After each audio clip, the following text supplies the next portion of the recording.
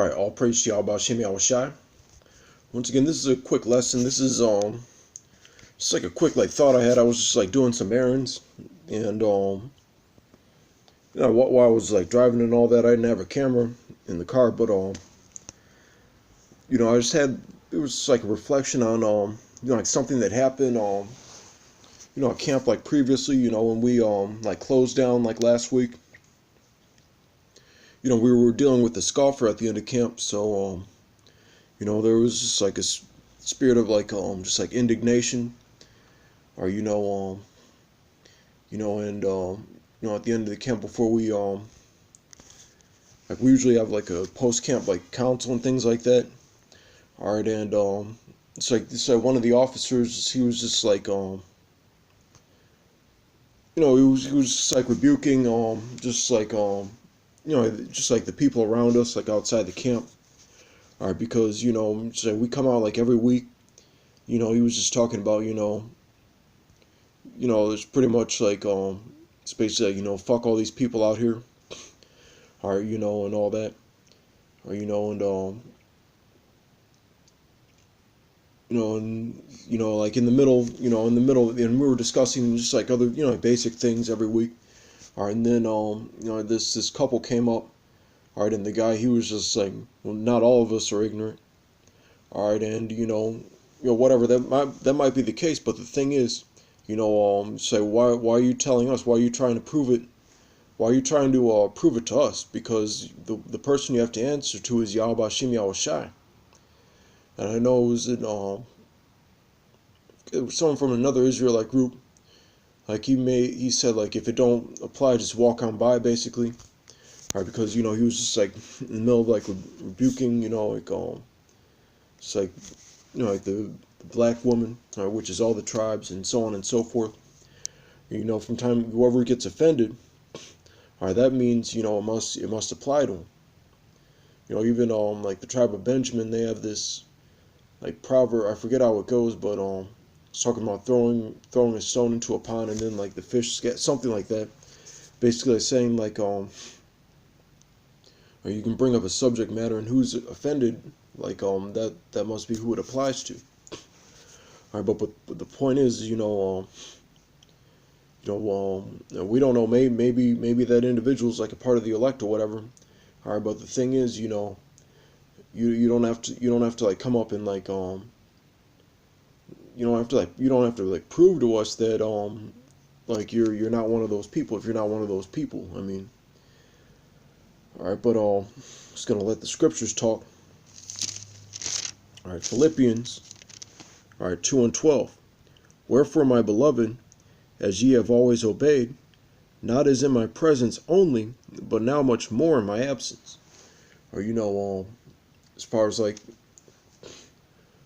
for example, just the main camp, the main apostles, are here. They're not, they're not doing this lesson with me and things like that. Or they may or may not see this lesson. All right, but still, that order was pushed out to do videos. The Spirit should be on you to, when the Spirit gets on you to do a lesson, you should do it. Or as far as having, that fervent, what's the word I'm looking for? Oh yeah, enthusiasm about this work and all that. All right, but or as far as following the Sabbath, doing the holy days, having the faith, or those are things you have to do on your own and all that. Of course you report in and communicate and all that, but but behind the closed doors, you also have to be a man of the Lord. All right, wherefore, my beloved, as ye have always obeyed, not as in my presence only, but now much more in my absence, work out your own salvation with fear and trembling. All right, so everybody, from prophets, all right, from your average Israelite, all right, that it comes into the truth, but may or may not go out on the highways and byways, or everyone, everyone has to work out their own salvation. Fear and trembling meaning that it just has to do with like the Lord only has an elect that was predestined, and alright, the thing is, like you're not going to be 100% sure that you're of the elect unless you end up on those chariots, unless maybe you're a martyr, and then in the spirit world, the angel that's assigned to like tell you, like give you like the rundown and all that, like says like whether you're the elect or not, or however that like process happens. All right, but you don't know you're of the elect until or that judgment.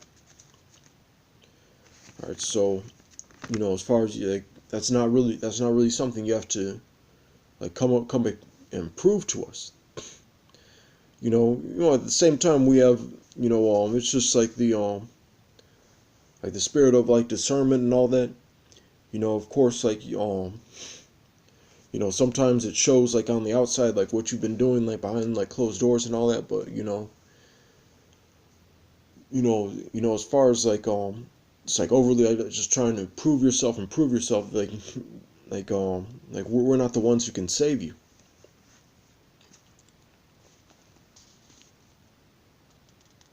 All right. All right, 2 Corinthians 5:10. For we must all appear before the judgment seat of Hamashiach, that everyone may receive the things done in his body, according to that he hath done, whether it be good or bad. Alright, so, it's going to be Yahweh Shem Yahweh Shai, who brings down that final judgment. Or, of course, from the things that we see, we either put up like prayers for somebody, or if we perceive that person to be wicked, curses and all that. All right, but so maybe that's why that shit went down with Paul. There were probably people like he's just extrapolating. There might have been people putting curses on him. All right, but on the turnaround, like he was of the elect. So no matter how much people would want him to be destroyed, like that wasn't part of the Lord's agenda. That's just a small example. Or and then people, Antiochus, he was an Edomite. He couldn't receive salvation anyway. All right, but when his stomach got all fucked up, he tried to make like intercession for himself, and ask for forgiveness, but that wasn't going down either. All right, just to give you an example of the kind of dynamic. And then there was like King Saul. He disobeyed the Lord's instructions, and then